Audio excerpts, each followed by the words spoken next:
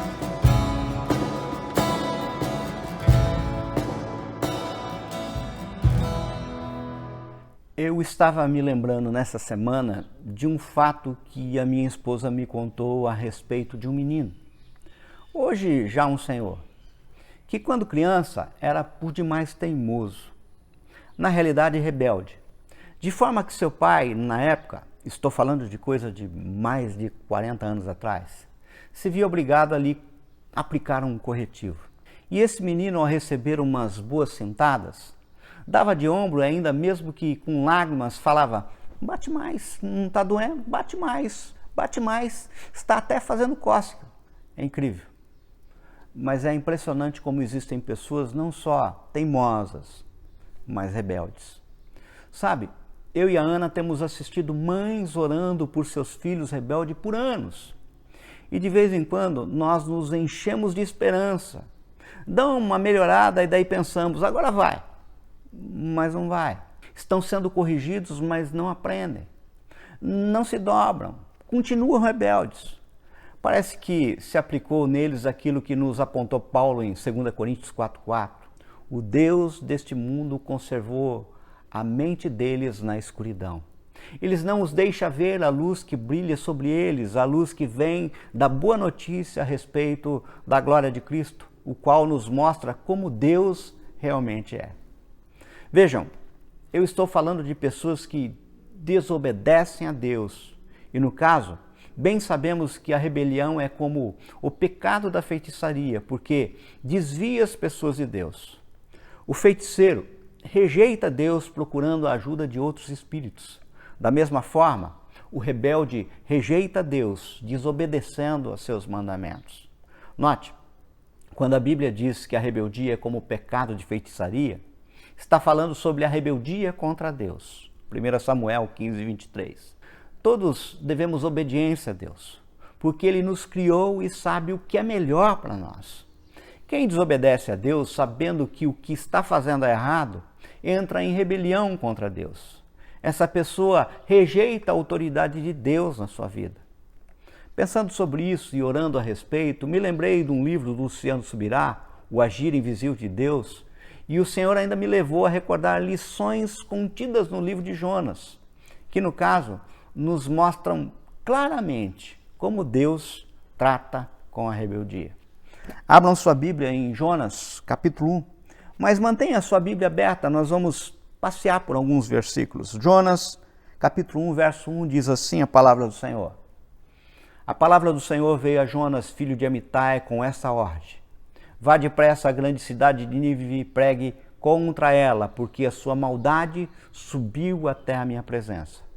Mas Jonas fugiu da presença do Senhor, dirigindo-se para Tarsis. Desceu à cidade de Jope, onde encontrou um navio que se destinava àquele porto. Depois de pagar a passagem, embarcou para Tarsis, para fugir do Senhor. Veja, em primeiro lugar, eu não vou me preocupar muito com a defesa do livro de Jonas. Falo isso porque o livro de Jonas talvez seja um dos livros mais atacados da Bíblia. Os críticos rejeitam a veracidade, a historicidade de Jonas, dizendo que o livro é apenas uma lenda ou uma parábola. Mas o nome do profeta Jonas está vinculado a um fato histórico comprovado e relatado em 2 Reis 14, 25. Se Jonas é um personagem mitológico, então Jeroboão II também o foi. Mas assim como Jeroboão II foi uma pessoa real, Israel uma nação real, Ramate foi um local real, Jonas também foi uma pessoa real. Mais do que isso, se Jonas não é um personagem histórico, então Jesus Cristo enganou-se e faltou com a verdade quando fez menção a ele como um profeta. Está lá em Mateus 12, 38 a 41. Mas, afinal, quem era Jonas? A Bíblia fala que Jonas era profeta, filho de Amitai, e morava na tribo de Zebulon, ao norte de Israel, a 7 quilômetros de Nazaré. Jonas era galileu e contemporâneo dos profetas Amós e Oséias. Sendo um profeta, ele com certeza fez um voto profético, um juramento com 2 deveres. Primeiro, o que o Senhor disser, eu falarei. Segundo, onde o Senhor me mandar, eu irei. No caso, como lemos, Jonas é chamado por Deus e enviado a Nínive, uma grande cidade, para proclamar contra ela. Nínive é mencionada pela primeira vez em Gênesis 10:11. Era a antiga capital do Império Assírio. Situava-se à margem oriental do rio Tigre. O imperador, ou seja, o rei da Síria, Senaqueribe, o fez capital e os medos persas a destruíram em 612 a.C. Nínive era a maior cidade do mundo naquele tempo. O Senhor comissionou Jonas a proclamar contra o pecado de Nínive. Mas no caso, Jonas sabia que, se o fizesse, os ninivitas poderiam arrepender-se e, nesse caso, seriam poupados.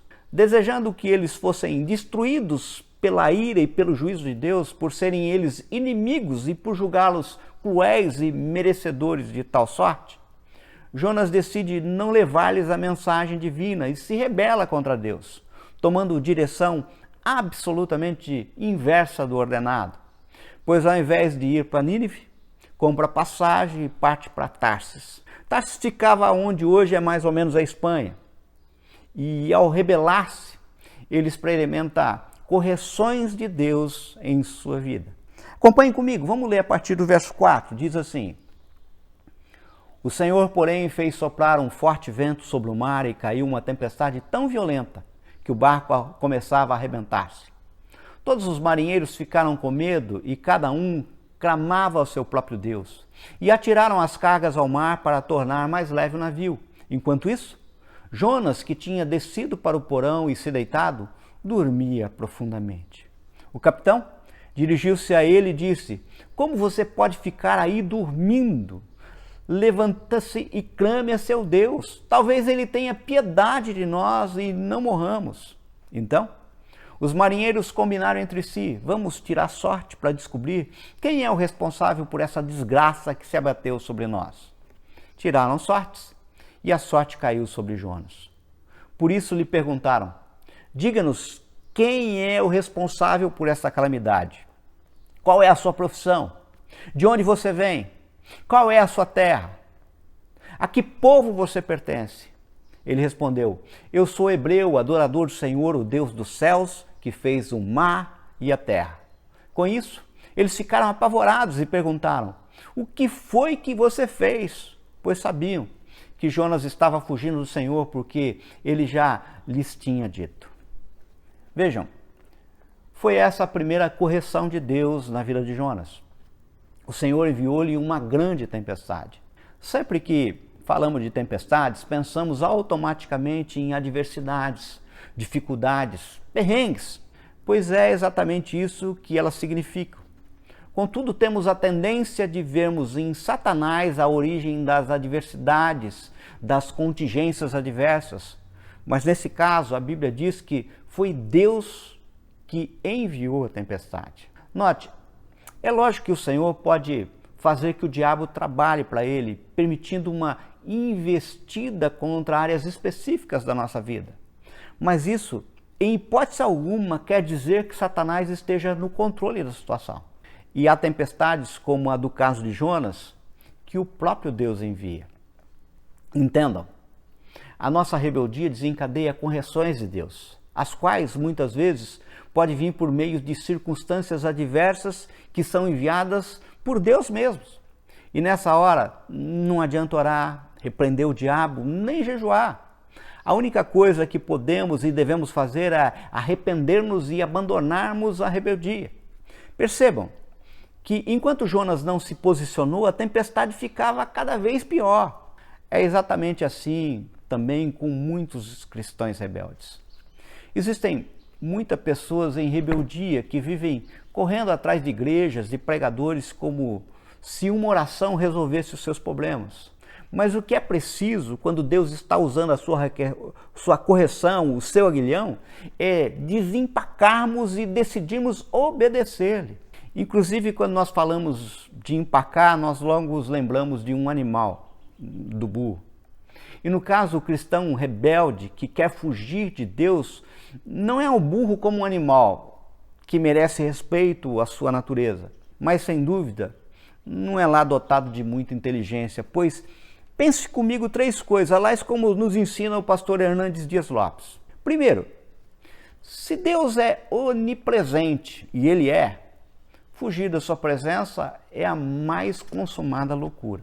Segundo, se Deus é onipotente, e Ele é, opor-se ao seu propósito é a mais insana das decisões. Terceiro, se Deus é onisciente, e Ele é, tentar esconder-se de Deus é pura insensatez. Ninguém, absolutamente ninguém pode fugir da presença de Deus, ninguém pode opor-se aos propósitos de Deus, ninguém pode esconder-se da presença de Deus. Não há um lugar deste mundo ou deste universo onde Deus não esteja. Cabe bem aqui a palavra do salmista: para onde me irei o meu espírito, para onde fugirei da sua face? Está lá no Salmo 139:7. Jonas, no entanto, não cedeu ao corretivo de Deus, pelo contrário, ele recalcitrou, ele resistiu e machucou-se ainda mais. Ele deve ter pensado: se Deus pensa que eu vou desistir tão facilmente assim, está enganado. Ele enviou a tempestade para me assustar, para eu ficar com medo da morte, mas eu sou duro na queda, eu não recuarei. Se é para morrer, que eu morra, mas eu não irei para Nínive.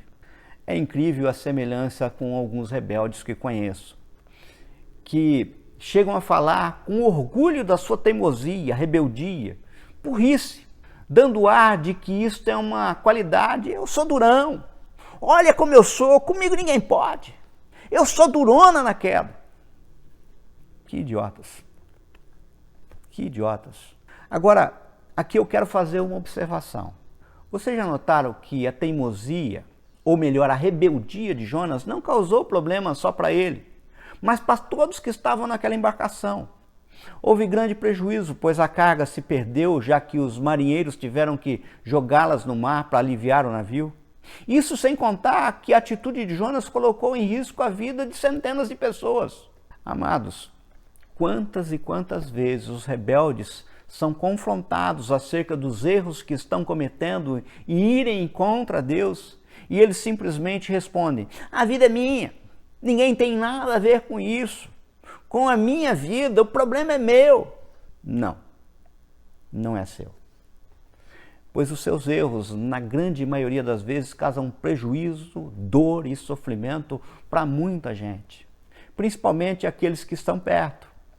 Isso me faz lembrar o relato de Lucas, lá em Atos 27. No caso, Paulo estava sendo conduzido de navio para Roma, pelo que lá pelas tantas, Paulo adverte o comandante: senhores, vejo que a nossa viagem está desastrosa e acarretará grande prejuízo para o navio, para a carga e também para as nossas vidas. Mas o texto diz que o centurião não seguiu o conselho de Paulo e determinou que seguisse viagem.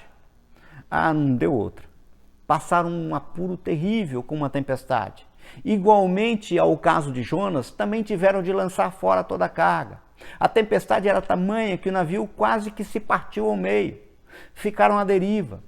Foi então quando Paulo, após ter recebido a visita de um anjo, lhe disse mais ou menos assim: os senhores deviam ter aceitado o meu conselho de não partir de Creta, pois assim teriam evitado este dano e prejuízo. Percebem? Existem algumas tempestades que passamos na vida exatamente por obediência ao Senhor, mas existem muitas que poderiam ser evitadas se obedecêssemos ao Senhor. Amados, nossas atitudes são capazes de provocar consequências na vida das pessoas ao nosso redor, e por isso é necessário que sejamos prudentes e sábios em nosso viver, pois não somos apenas nós os atingidos por nossas ações ou omissões. Nós vivemos em sociedade, estamos sempre nos relacionando com as pessoas, temos vínculos familiares, sociais e constantemente precisamos tomar decisões, seja para praticarmos alguma ação ou para deixarmos de fazer algo. O que decidimos pode impactar outras vidas. Eu confesso para vocês que fico doido com a atitude de pessoas que amo, mas que não se dobram. Pessoa de dura serviço, não aprende, estão sofrendo, o vento se levanta, a tempestade se bate e eles não percebem que é Deus lhes chamando a atenção. São tão orgulhosos e cheios de si que acham que é pura e simplesmente levante do inferno. Não mudam e com isso sofrem todos os que estão à sua volta. Queridos, quantos pais também veem teimosia nos filhos e não percebem que isto é só reflexo da própria rebeldia. Manifestam gratidão a Deus com palavras, mas isso não é transformado em estilo de vida. São rebeldes. Bem, mas vamos voltar. Jonas decidiu morrer afogado em vez de obedecer ao Senhor. Acompanhem comigo. Verso 11. Diz assim, verso 11. Visto que o mar estava cada vez mais agitado, eles lhes perguntaram: o que devemos fazer com você para que o mar se acalme? Respondeu ele: peguem-me e joguem-me no mar, e ela se acalmará. Pois eu sei que é por minha causa que essa violenta tempestade caiu sobre vocês. Ao invés disso, os homens se esforçaram ao máximo para remar de volta à terra, mas não conseguiram, porque o mar tinha ficado ainda mais violento. Então, eles clamaram ao Senhor: Senhor, nós suplicamos, não nos deixe morrer por tirarmos a vida deste homem. Não caia sobre nós a culpa de matar um inocente, porque tu, ó Senhor, fizeste o que desejavas. Então, pegaram Jonas e lançaram ao mar enfurecido, e esse se aquietou. Ao verem isso, os homens adoraram ao Senhor com temor, oferecendo sacrifício e fazendo-lhes voto.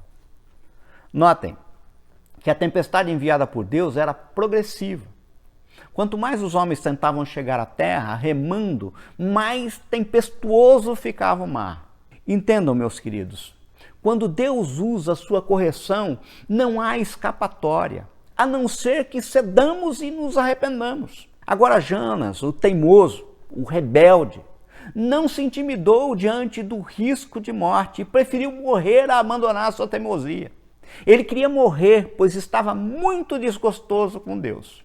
Contudo, Deus começou a julgar duro com ele e não permitiu que ele morresse. E em momento algum o Senhor queria destruí-lo. Pelo contrário, ele queria aplicar o seu tratamento nele. Verso 17. Então o Senhor fez com que um grande peixe engolisse Jonas e ele ficou dentro do peixe 3 dias e 3 noites. Jonas queria tudo tivesse acabado sem que ele precisasse ceder, mas Deus não permitiu isso. Aí então veio a segunda correção. No dizer do Luciano Subirá, o segundo aguilhão, a qual nas palavras de Jonas em sua oração foi quando todas as ondas e vagas de Deus passaram sobre ele. É interessante que no navio Jonas ficou firme e não cedeu, mas quando Deus pegou pesado com ele, enviando um peixe que o engoliu vivo, impedindo-o até mesmo de morrer, trazendo ainda mais sofrimento, então ele se rendeu. Temos em seu livro o relato da oração que Jonas fez no ventre do peixe. Acompanhem comigo. Capítulo 2, dá uma olhada lá a partir do verso 1. Lá de dentro do peixe, Jonas orou ao Senhor, ao seu Deus. Ele disse: em meu desespero clamei ao Senhor e ele me respondeu. Do ventre da morte gritei por socorro e ouviste o meu clamor. Jogaste-me nas profundezas, no coração dos mares. Correntezas formaram um turbilhão ao meu redor. Todas as tuas ondas e vagas passaram sobre mim. Eu disse: fui expulso da sua presença, contudo olharei de novo para o teu santo templo. As águas agitadas me envolveram, o abismo me cercou, as algas marinhas se enrolaram em minha cabeça. Afundei até os fundamentos dos montes, a terra cujas trancas estavam me aprisionando para sempre. Mas tu trouxeste a minha vida de volta da cova, ó Senhor meu Deus. Quando a minha vida se apagava, eu me lembrei de ti, Senhor, e a minha oração subiu a ti e o teu santo templo. Aqueles que acreditam em ídolos inúteis desprezam a misericórdia. Mas eu, com um cântico de gratidão, oferecerei sacrifício a ti. O que eu prometi, cumprirei totalmente. A salvação vem do Senhor. Eu fico tentando imaginar o estado de Jonas dentro do ventre do grande peixe. Imagino ramas, algas enroladas em seu pescoço e em volta da sua cabeça, como diz o texto. 3 dias e 3 noites molhado, no escuro, sem comer, com enjoo, imagino eu. Imagina o cheiro. Definitivamente Deus sabe como quebrar o caboclo. Deus sabe como nos quebrar. se endurecemos e empacamos, ele nos disciplina. Se começamos a resistir, Deus sabe exatamente como lidar conosco. Jonas rendeu-se, fez questão de deixar bem claro em sua oração que ele pagaria todos os seus votos, o que provavelmente indicava que ele aceitaria ser obediente e que levaria a mensagem de Deus a Nínive. Os votos que fez. No caso, como ele cedeu e se arrependeu, Deus retirou o seu aguilhão. Está lá no verso 10. E o Senhor deu ordem ao peixe e ele vomitou Jonas em terra firme. Aí então, o Senhor falou novamente com Jonas, no sentido de ele ir a pregar aos ninivitas. E dessa vez ele obedeceu. Ele foi e pregou o juízo que Deus estabelecera durante um dia. Surgiu um avivamento em Nínive e todos, desde o menor até o maior, se arrependeram. E Deus não destruiu a cidade. Contudo, o comportamento de Jonas nos revela que, mesmo tendo obedecido a Deus, ele não fez de coração, como diz o pastor Luciano. Ele agiu como aquele menino que a professora põe de castigo em pé diante da classe, mas que diz: por fora eu estou de pé, mas por dentro eu estou sentado. Em outras palavras, ele até obedeceu, mas não de coração. Perceba que, de cara, a má vontade de Jonas em obedecer a Deus, pois Nínive tratava-se de uma cidade de mais de 120 mil habitantes, e no caso, só para percorrer ela no lombo de um animal levaria 3 dias. Agora o texto diz que ele pregou lá apenas um dia, ou seja, isso é que poderíamos chamar de um serviço porco, mal feito. Note, o normal de quem prega a palavra do Senhor é querer que as pessoas sejam alcançadas, que o resultado seja de conversão. Mas Jonas não queria isso. Na realidade, a dita obediência foi como no dizer popular, só para engrever. Mas isso também nos mostra algo maravilhoso. Nos mostra que o sucesso do resultado não está na capacidade e eloquência do pregador. E note que eu tenho consciência de que é exatamente assim. Pois quem convence do pecado e opera a transformação é o Espírito Santo do Senhor e jamais o pregador. Por isso, aquilo que estou fazendo agora depende de revelação, graça e poder que vem de Deus. Não tem nada, absolutamente nada a ver comigo. Acompanhem comigo. Agora mude os capítulos, vão lá para o capítulo 4, verso 1. Jonas 4, verso 1 diz assim: mas Jonas ficou profundamente descontente com isso e enfureceu-se. Ele orou ao Senhor: Senhor, não foi isso que eu disse quando ainda estava em casa? Foi por isso que me apressei em fugir para Tarsis. Eu sabia que tu és Deus misericordioso e compassivo, muito paciente, cheio de amor e que promete castigar, mas depois se arrepende. Agora, Senhor, tira minha vida, eu imploro, porque para mim é melhor morrer do que viver.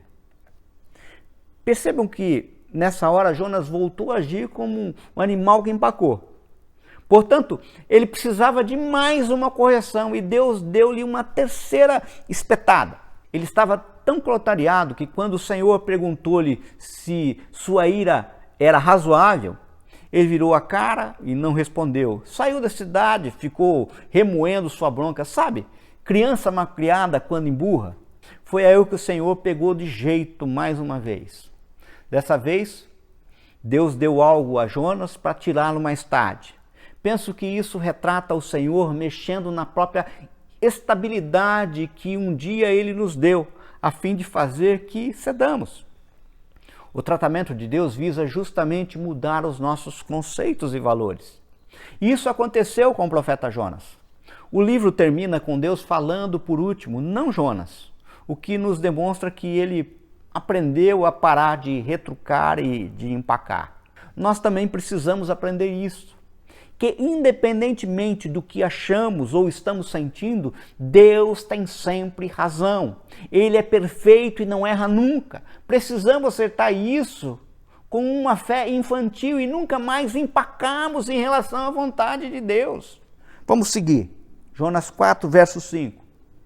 Jonas saiu e sentou-se num lugar a leste da cidade. Ali, construiu para si um abrigo, sentou-se à sua sombra e esperou para ver o que acontecia com a cidade. Então, o Senhor Deus fez crescer uma planta sobre Jonas para dar sombra à sua cabeça e livrá-lo do calor. E Jonas ficou muito alegre.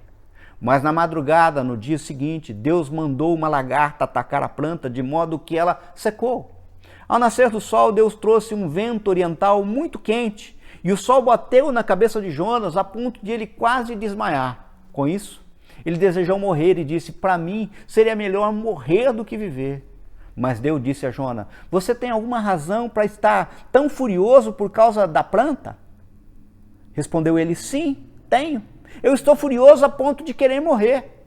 Mas o Senhor lhe disse: você tem pena dessa planta. Embora não a tenha podado, nem a tenha feito crescer, ela nasceu numa noite e numa noite morreu. Contudo, Nínive tem mais de 120 mil pessoas que não sabem nem distinguir a mão direita da esquerda, além de muitos rebanhos. Não deveria eu ter pena dessa grande cidade? Queridos, imagine Jonas vendo uma planta crescer no prazo de um dia, com uma velocidade assustadora, algo nunca visto antes, um milagre. E esse milagre animou o coração de Jonas. É bem provável que ele tenha achado que estava vencendo o jogo, que Deus estava até se dobrando diante dele, até querendo agradá-lo, querendo paparicá-lo. De repente, Deus lhe arrancou das mãos a única coisa que ele achava valioso naquele momento. E Jonas teve que se render, pois se ele continuasse se endurecendo, Deus também endureceria com ele. Quando Jonas se rende, o livro termina, pois é a história dos corretivos de Deus na vida do profeta. Entenda, de uma vez por todas, não era Deus quem precisava de Jonas para salvar Nínive.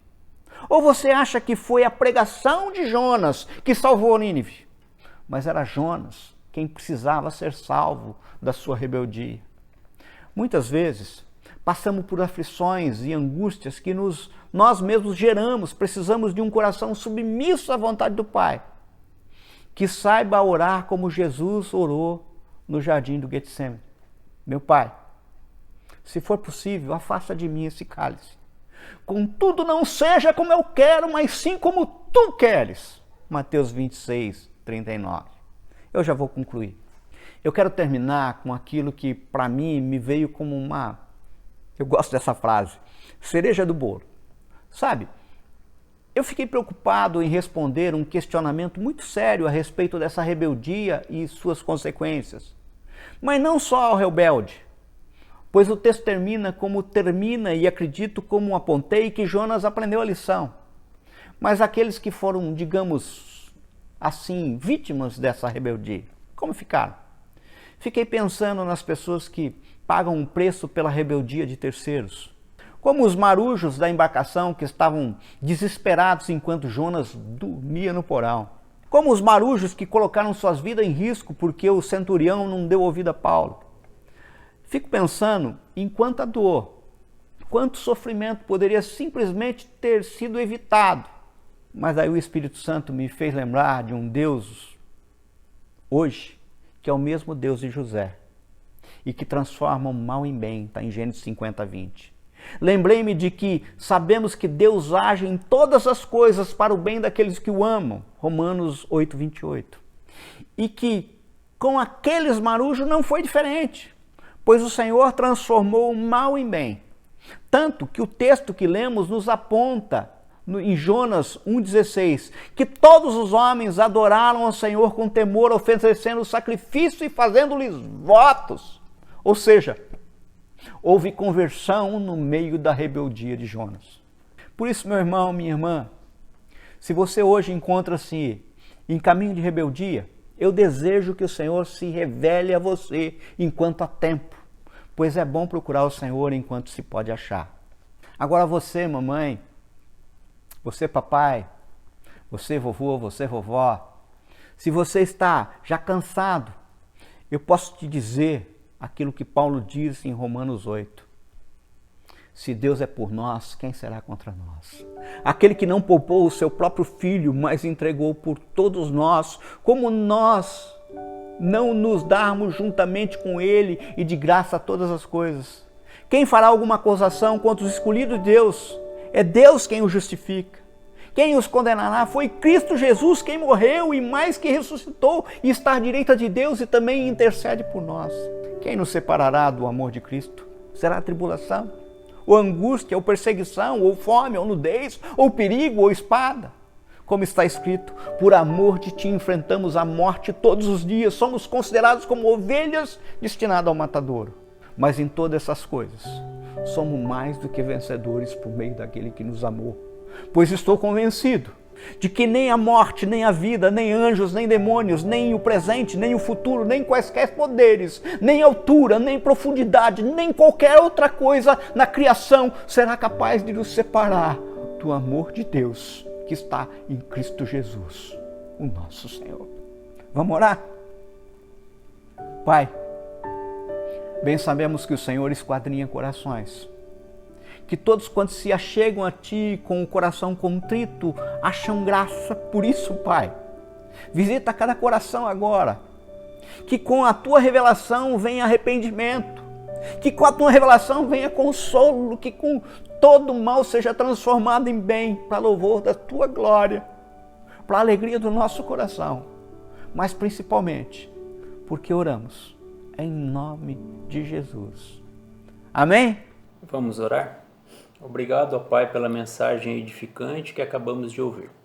No Salmo 112:7 diz assim: não temerá maus rumores, o seu coração está firme, confiando no Senhor. Mais adiante, no Salmo 121:3 e 4 diz assim: não deixará vacilar o teu pé, aquele que te guarda não dormitará. Certamente não dormitará, nem dormirá o guarda de Israel. Essas citações, ó Pai, são para nossa reflexão em momentos em que, por vezes, nos vemos rodeados de dúvidas e incertezas. E queremos Te pedir, Senhor, que derrame uma unção especial de discernimento e clareza para entendermos os dias que estamos vivendo, para que em tudo e em todas as coisas saibamos dar graças a Ti, ó Pai, confiando em Sua soberania. Cuida da Tua igreja, ó Senhor, aqui representada pela família aos pés da cruz, e nos faça portadores de palavras de bênção e de vida por onde andarmos. Te somos gratos, ó Pai, porque até aqui o Senhor tem nos sustentado.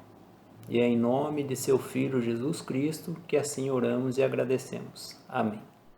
Maravilhoso esse momento em que nós podemos juntos desfrutarmos da mesa do Senhor.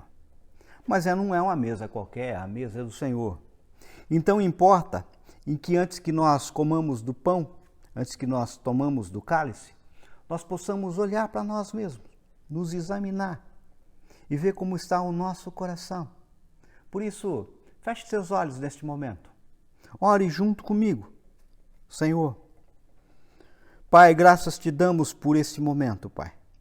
É maravilhoso, Senhor, mesmo no distanciamento social, em família, podermos cumprir aquilo, Senhor, meu Pai, que é celebração da Sua memória.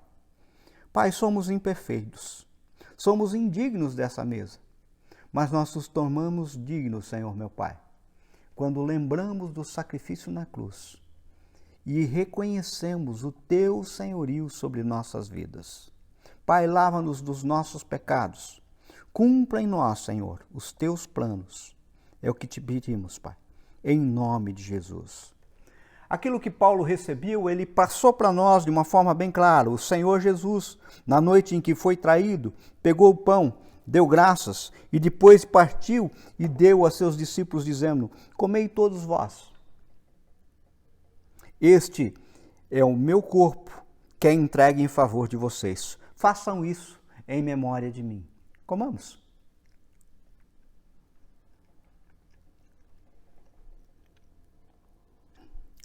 Assim também, depois de ter comido do pão, pegou o cálice e disse: esse é o cálice da nova aliança feita por Deus com o seu povo, aliança que é garantida pelo meu sangue.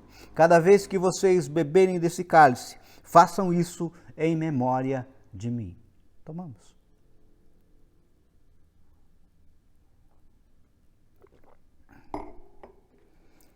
Senhor, maravilhoso, Pai. Toda vez que comemos desse pão, toda vez que bebemos desse cálice, Senhor, nós anunciamos a Tua morte. Mas anunciamos também, Senhor meu Pai, a Tua ressurreição. E que estamos ansiosos, Senhor meu Pai, pela Tua volta, Pai. Pai querido, Pai amado, nesse momento tão conturbado que o mundo vive, nós anseiamos, Senhor, meu Pai, que o Senhor esteja conosco, Pai. Nós te somos gratos e celebramos, Senhor, a tua memória. E faremos isso, Pai, até a tua volta. Queridos, obrigado. Chegamos ao fim de mais um culto. Espero que a palavra de hoje, os louvores, as orações, tenham falado ao teu coração e que faça diferença à sua vida. Que você tenha se rendido por completo ao senhorio de Cristo. Que a palavra revelada te traga arrependimento, a palavra revelada te traga consolo, conforto. Continue ainda em oração pelo nosso país, oração pelas autoridades constituídas, em oração pela nossa família. E que aonde você colocar a planta dos seus pés, você seja um dispenseiro da multiforme graça do Senhor Jesus. Que a graça do nosso Senhor Jesus Cristo, o imenso amor de Deus e a consolação do Espírito Santo esteja com todo Israel de Deus, espalhado na face da terra, hoje e todo sempre. Amém. Fique em paz. Deus te abençoe.